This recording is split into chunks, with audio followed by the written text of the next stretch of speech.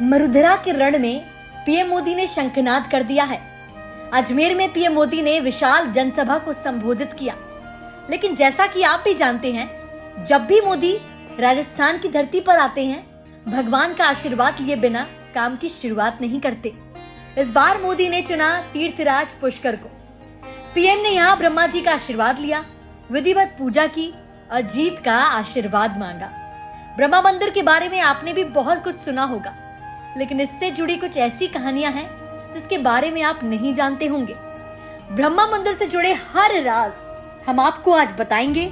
आप हमारे साथ इस वीडियो में अंत तक बने रहिए। पुराणों के अनुसार संपूर्ण ब्रह्मांड परम ज्ञानी ब्रह्मा जी की है। कहते हैं कि ब्रह्मांड का नाम ब्रह्मा के नाम से ही अलंकृत है, लेकिन ब्रह्मा जी की पृथ्वी पर सिर्फ एक लौती मंदिर है। जी हाँ, वो पवित्र स्थान है तीर्थराज पुष्कर। राजस्थान की पहाड़ियों के बीच बसा पुष्कर प्राकृतिक सौंदर्य से भरा एक खूबसूरत शहर है। इस शहर में वैसे बहुत सारे मंदिर हैं, लेकिन पुष्कर में ब्रह्मा मंदिर इन सभी मंदिरों में सबसे खास है। इस मंदिर को सृष्टि रचयिता ब्रह्मा जी का घर भी माना जाता है। इसकी प्राकृतिक सुंदरता ऐसी है जो मन को मोह लेती है।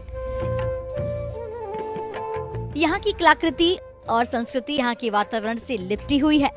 हवाएं ऐसी चलती हैं कि मानो वो गुनगुना रही हो, कुछ गा रही हो। यहाँ की वातावरण का जितना वर्णन किया जाए उतना कम है। कथाओं की मान्यता है कि देवताओं ने जब सृष्टि निर्माण के लिए ब्रह्मा जी से आग्रह किया, तो ब्रह्मा जी ने देवताओं के आग्रह पर ब्रह्मलोक से एक कमल का पुष्प पाताल लोक की तरफ फेंका और अपने मुखार बिंदु से कहा कि जिस जगह पर यह पुष्प गिरेगा वहीं से सृष्टि का निर्माण शुरू किया जाएगा। कहते हैं कि पुष्कर का ब्रह्म सरोवर ही पवित्र स्थान है जहां पर ब्रह्मा जी द्वारा कमल का पुष्प गिराया गया था। मान्यता यह भी है कि कमल पुष्प गिरने से पृथ्वी के उस जगह पर तालाब का निर्माण हुआ और ब्रह्मा जी ने यही स्थान यज्ञ के लिए चुना। ब्रह्मा जी की पूजा पृथ्वीलोक पर क्यों नहीं की जाती है? चारों वेदों के ज्ञानी ब्रह्मा को श्राप है कि पृथ्वीलोक पर उनकी पूजा नहीं की जाएगी। इसको लेकर कई सारी कथाएं हैं, जिसमें कुछ सही है तो कुछ मनगढ़ंत है। लेकिन पुराणों की माने तो ब्रह्मा जी को श्राप उनकी पत्नी सावित्री ने दिया था। इसके पीछे की कहानी यह है कि जब भगवान ब्रह्मा ने पृथ्वीलोक पर सृष्टि का निर्माण किया, तो उसके बाद 10,000 साल तक तपस्या की। तपस्या पूरी होने के बाद उन्होंने अपने शरीर से जीवों को उत्पन्न किया और उसके बाद उन्होंने यज्ञ का अनुष्ठान करने का प्रण लिया। कहते हैं कि भगवान ब्रह्मा की 2 पत्नियां थी।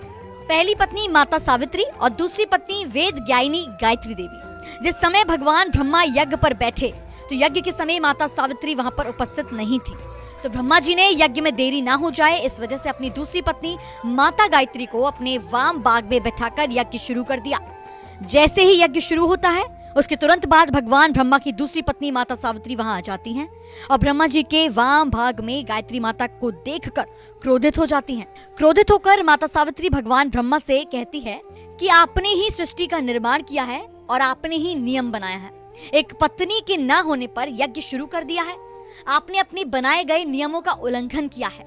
मैं इस उल्लंघन की वजह से आपको श्राप देती हूँ कि आपकी पृथ्वीलोक में पूजा नहीं की जाएगी। आप कलयुग में अपूजनीय रहेंगे और संसार में आपका कोई मंदिर नहीं होगा।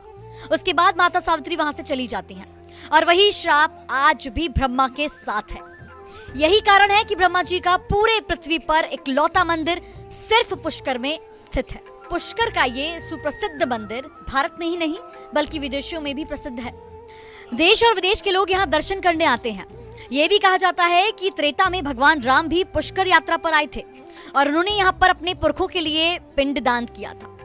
कहते हैं कि ब्रह्म सरोवर का जल इतना पवित्र माना जाता है कि इसके छूने मात्र से ही पाप धुल जाते हैं। इस सरोवर में लाखों श्रद्धालु स्नान करने के लिए आते हैं और अपने शरीर और मन को पवित्र करते हैं। कहते हैं कि पुष्कर जैसा मंदिर कहीं दूसरी जगह नहीं है, क्योंकि पुष्कर ही एकमात्र ऐसा स्थान है जिसकी स्थापना स्वयं ब्रह्मा जी ने किया है। मन को पवित्र करने का सबसे अच्छा स्थान पुष्कर ही है। जब भी आपको समय मिले तो आप इस सरोवर में स्नान कर पुण्य प्राप्त कर सकते हैं।